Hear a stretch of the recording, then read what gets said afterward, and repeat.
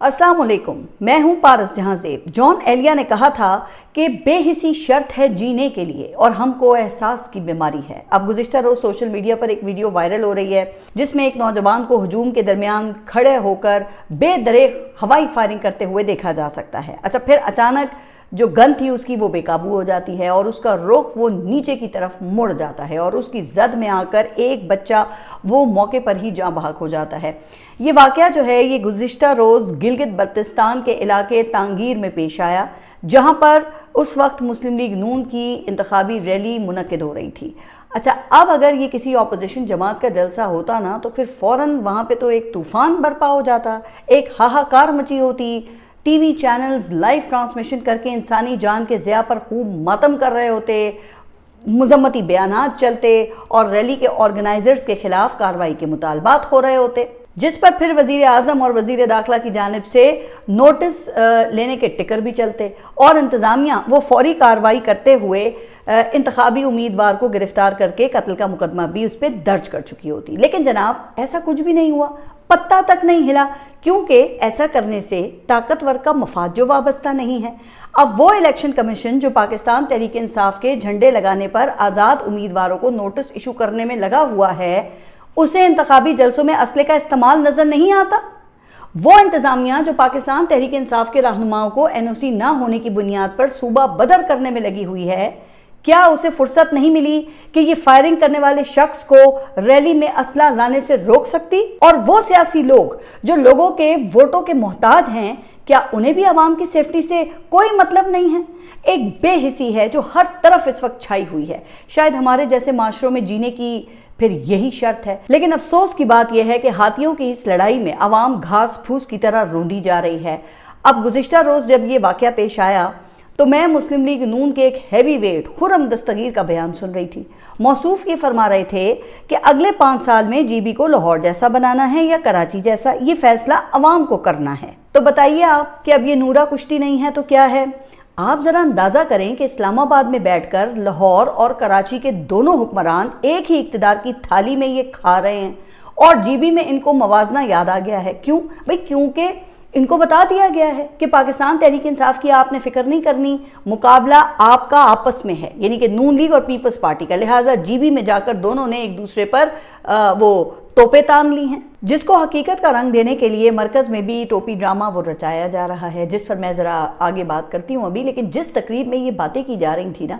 वहाँ पर जिस आवाम से ये लोग मुखातिब थे वो 3-4 सफ़ों पर ही मुश्तमिल थे। अब ऐसा लग रहा था कि जितने लोग स्टेज पर बैठे हैं तकरीबन उतने ही वो सामने बैठे हुए थे, और जो सामने बैठे हुए थे ना, उन्हें आवाम समझकर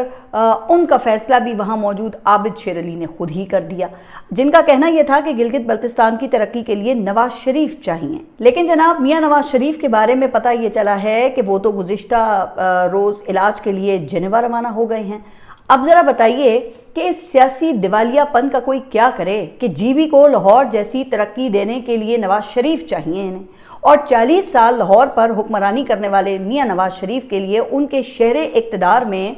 एक ऐसा हॉस्पिटल नहीं है जहाँ पे उनका इलाज हो सके। आप देखें ना कि कई हॉस्पिटल्स जो हैं उनके नाम मियाँ मोहम्मद नवाज शरीफ के नाम पर रखे गए हैं ना, तख्तियाँ लगवाई गई हैं ना, लेकिन किसी हॉस्पिटल का मेयार और सहूलियात वो इस काबिल नहीं हैं कि हुक्मरानों का वहाँ पे इलाज हो सके। जबकि गरीब आवाम जो मुल्क से बाहर जाकर इलाज नहीं करवा सकते, उनसे वो जो हेल्थ कार्ड की सहूलत थी वो भी छीन ली गई है, जिसके तहत इमरान खान के दौरे हुकूमत में हर ख़ानदान को 10 लाख रुपए तक के इलाज की सहूलत दस्तयाब थी, और ये सर्विस किसी भी सरकारी या प्राइवेट हॉस्पिटल में इलाज पर मैसर थी। लेकिन खैर, जीबी के इक़्तिदार के लिए जिनसे नून लीग का मुकाबला जारी है,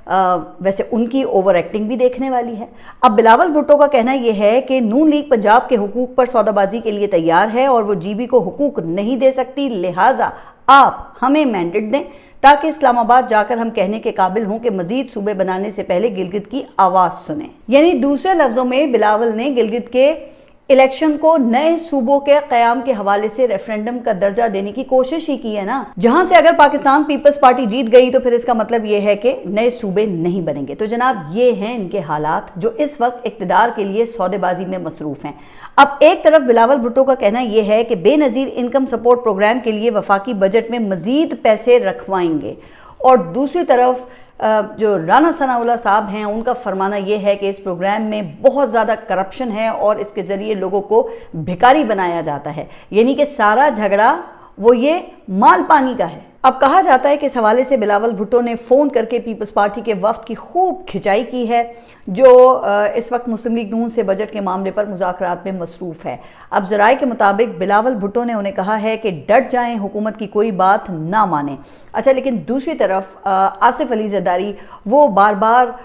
पार्टी के वफ्द को हुकूमत के पास भेज रहे हैं, और इस हवाले से जो वज़ीर आला सिंध हैं मुराद अली शाह, उनको भी वजारत ख़जाना के पास आसिफ अली ज़रदारी की तरफ से भेजा गया, जिस पर कल के अपने व्लॉग में भी मैंने थोड़ी सी बात की थी, जहां पे मुराद अली शाह ने वजारत ख़जाना के हुकाम से ये कहा कि मुझे ज़रदारी साहब ने बजट के आदादो शुमार लेने के लिए भेजा है, जिस पर वज़ीर आला सिंध को बताया गया कि अगर ऐसा है तो आप खुद ही बजट पेश कर दें। इस पर कहा जाता है कि फिर तलखी वो बढ़ गई, जिसको ठंडा करने के लिए शहरी रहमान को बीच में आना पड़ा, और इतने वक्त में वहाँ पर इसाक डार भी पहुँच गए, और फिर इसाक डार ने वज़ीर आला सिंध को जो बजट के आदादो शुमार थे वो देने की यकीन दहानी करवाई, लेकिन शहरी रहमान के बकौल अभी तक आदादो शुमार वो शेयर नहीं किए गए हैं। अब वजारत ख़जाना वो पाकिस्तान पीपल्स पार्टी और दीगर सूबाई हुकूमतों से क्या ताउन चाहती है, तो इस हवाले से खैबर पख्तूनख्वा के मुशीर ख़जाना मुज़म्मिल असलम का कहना यह है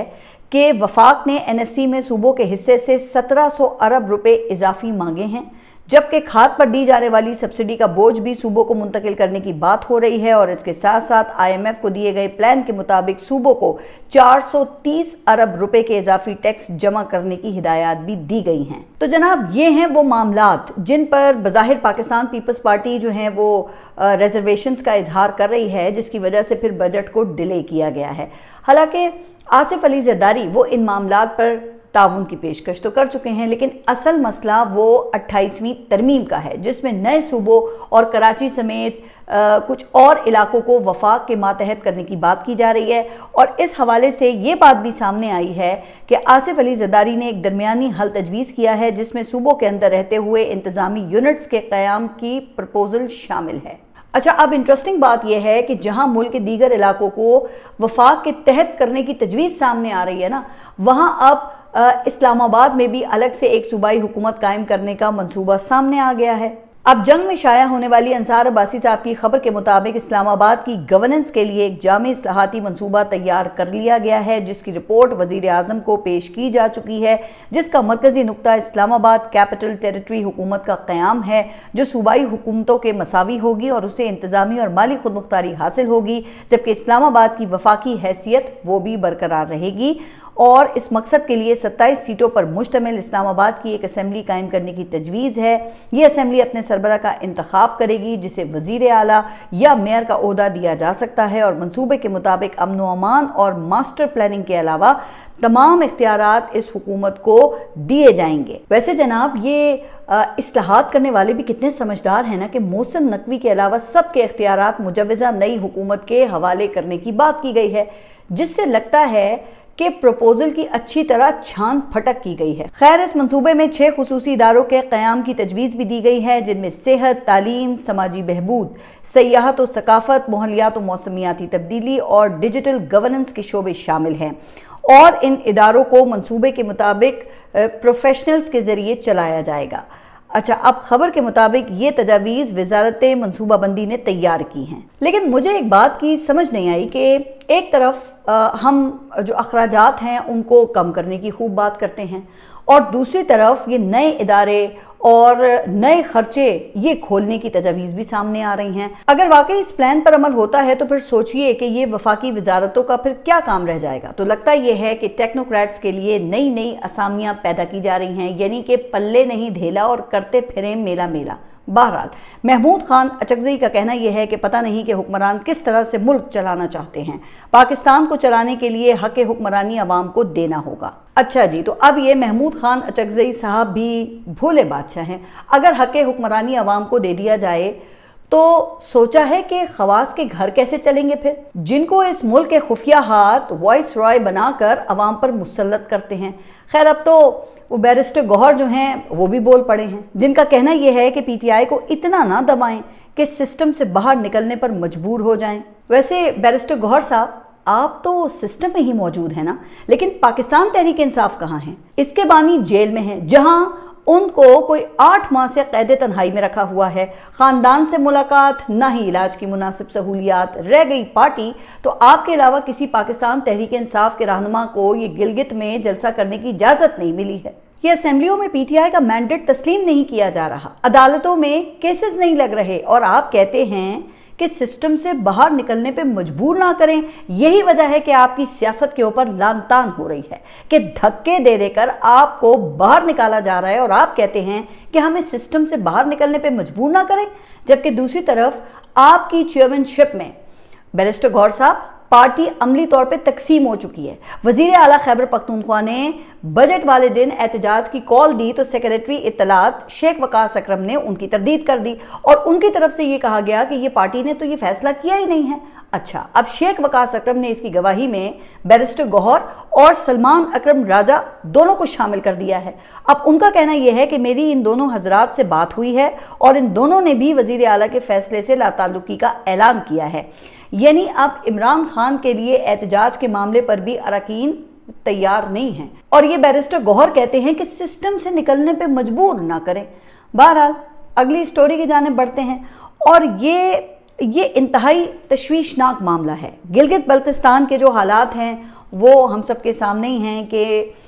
वहाँ पर कैसे अवाम पर अपनी मर्जी के हुक्मरान मुसल्लत करने का सिलसिला जारी है। लेकिन कहा यह जा रहा है कि इससे बड़ा मामला जो है वो आज़ाद कश्मीर में इस वक्त जारी है। जैसा कि आपको पता है कि कश्मीर एक्शन कमेटी ने 9 जून को लॉन्ग मार्च की कॉल दी हुई है, क्योंकि हुकूमत उनके साथ किए गए वादों से पीछे हट गई है, जिसके बाद मीडिया के जरिए एक खुसूसी कैंपेन चलाई गई है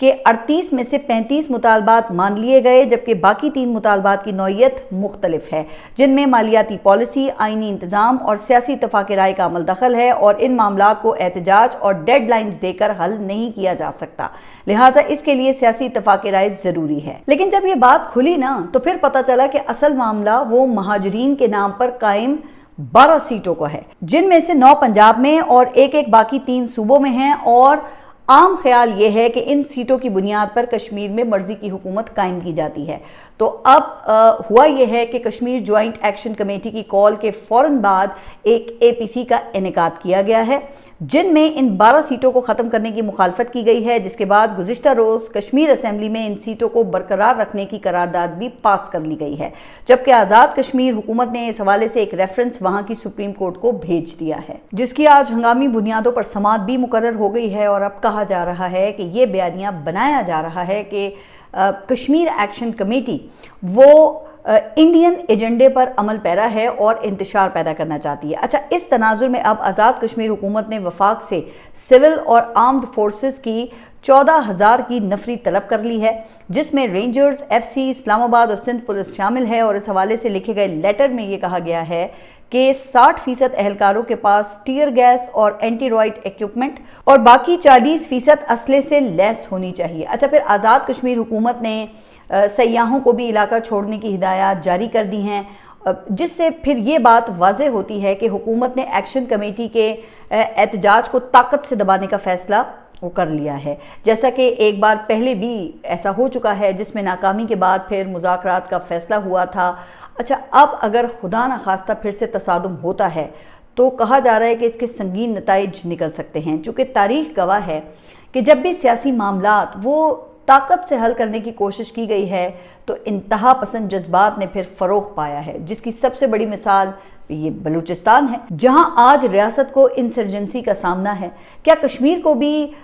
इसी रास्ते पर लाने का प्रोग्राम है? लिहाजा होश के नाखून लेने चाहिए और हर जगह अपनी ये कठपुतलियाँ मुसल्लत करने के बजाय ना अवामी जज्बात का एहतराम करना चाहिए, क्योंकि देखें जब अवाम साथ होती है ना तो फिर दुश्मन लाख चाहे नफ़रत और तकसीम के बीच वो नहीं बो सकता, लेकिन जब आप खुद ज़मीन को हमवार करेंगे तो फिर वो दुश्मन तो ताक में बैठा ही हुआ है। खैर, अगली स्टोरी की जाने बढ़ते हैं और इसका ताल्लुक है इंडस्ट्रीज से, और इस हवाले से एक बार फिर हुकूमत और पावर डिवीज़न की ایک ایسی پالیسی سامنے آئی ہے جو کہا جا رہا ہے کہ مسئلے کا حل تلاش کرنے کے بجائے وہ عوام اور صنعتوں کو سزا دینے کی کوشش محسوس ہوتی ہے۔ اب حکومت کا نیا منصوبہ یہ ہے کہ جو صنعتیں قومی گرڈ سے کم بجلی استعمال کریں گی یا سولر اور دیگر متبادل ذرائع اختیار کریں گی، ان پر زیادہ فکسڈ چارجز عائد کرنے کی تجویز ہے۔ کہا یہ جاتا ہے کہ انڈسٹریز نیشنل گرڈ سے نکل کر سولر کی طرف جا رہی ہیں، جس سے قومی خزانے پر بوجھ بڑھتا ہے۔ تو اب سوال یہ ہے نا کہ آخر صنعت کار وہ نیشنل گرڈ کیوں چھوڑ رہے ہیں؟ کیا انہوں نے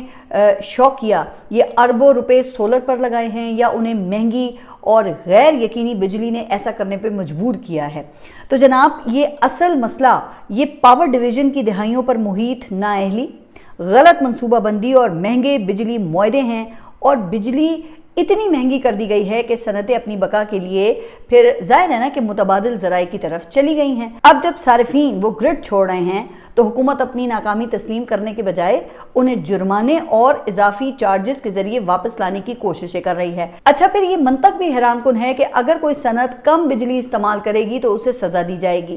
اب آپ دیکھیں کہ دنیا بھر میں حکومتیں یہ توانائی کی بچت اور سستی ٹیکنالوجی کی حوصلہ افزائی کرتی ہیں نا، جبکہ ہمارے یہاں سزا دی جا رہی ہے۔ اور اس حوالے سے وزیر توانائی وہ خود یہ تسلیم کر چکے ہیں کہ جو بجلی کا بل ہم ادا کرتے ہیں اس میں سے 75% فکسڈ چارجز ہوتے ہیں، یعنی کہ 1000 روپے کے بل میں سے صارفین صرف 250 روپے کی بجلی استعمال کرتے ہیں، اور باقی 750 روپے وہ حکومت وہ جگہ ٹیکس وصول کرتی ہے۔ تو پھر سب سے بڑا سوال یہ ہے کہ اگر بجلی کا 75% خرچ یہ فکسڈ چارجز ہیں تو بھائی کون ہے اس کا ذمہ دار؟ پھر کیا اس کی قیمت بھی یہ صنعت کار اور عوام ادا کریں گے، یا ان پالیسی سازوں سے سوال کیا جائے جنہوں نے ایسے معاہدے اور نظام بنائے جن کی وجہ سے بجلی کا شعبہ یہ مسلسل خسارے میں ہی جا رہا ہے؟ لہٰذا حکومت کو یہ چاہیے کہ صنعتوں کو سزا دینے کے بجائے نا وہ یہ جو بجلی ہے اس کو سستا کریں، لائن لاسز کو کم کریں، یہ چوریاں جو ہو رہی ہیں ان کو روکیں، اور پاور سیکٹر میں اصلاحات لے کر آئیں، کیونکہ کسی بھی معیشت میں نا ترقی کا راستہ وہ سستی توانائی سے ہی گزرتا ہے، اضافی جرمانوں سے اور یہ فکسڈ چارجز سے نہیں ہوتا۔ تو یہ ہیں حالات جن کی وجہ سے پورے ملک میں اس وقت بے چینی پائی جاتی ہے۔ اچھا، اب آخر میں ایک بین الاقوامی پیش رفت کی بھی بات کر لیتے ہیں، جہاں پہ امریکی صدر کو ایک زبردست دھچکا لگا ہے۔ اب امریکی ایوان نمائندگان نے صدر ٹرمپ کی ایران پالیسی کے خلاف 208 کے مقابلے میں 215 ووٹوں سے ایک قرارداد منظور کر لی ہے، جس کا مقصد صدر کو یہ پیغام دینا ہے کہ جنگ اور فوجی کارروائیوں کے فیصلے صرف وائٹ ہاؤس کی مرضی سے نہیں چل سکتے۔ اور ووٹنگ کی سب سے اہم بات یہ ہے کہ 4 ریپبلکن اراکین نے بھی اپنی ہی پارٹی کے صدر کے خلاف ووٹ دیا ہے، اور یہ اس بات کی طرف اشارہ ہے کہ ٹرمپ کی ایران پالیسی پر ان کی جو اپنی جماعت ہے اس کے اندر بھی خوب سوالات اٹھ رہے ہیں۔ تو اصل مسئلہ یہ ہے کہ جب کسی ملک کو جنگ کی طرف دھکیلا جاتا ہے نا تو اس کے سیاسی، معاشی اور انسانی نتائج وہ بہت سنگین ہوتے ہیں۔ اب جو ناقدین ہیں ان کا کہنا یہ ہے کہ ٹرمپ انتظامیہ نے کانگریس کو اعتماد میں لیے بغیر ایران کے خلاف جارحانہ اقدامات کیے، جس سے آئینی اختیارات اور جمہوری نگرانی کے اصول متاثر ہوئے ہیں۔ اگرچہ اس قرارداد کی وجہ سے فوری طور پہ جنگ بند نہیں ہوگی، اور اس کی جو قانونی حیثیت ہے اس پر بھی بحث وہ موجود ہے، لیکن اس ووٹ نے نا ایک بات کو بڑا واضح کر دیا ہے کہ کانگریس کا ایک بڑا حصہ وہ صدر کی لامحدود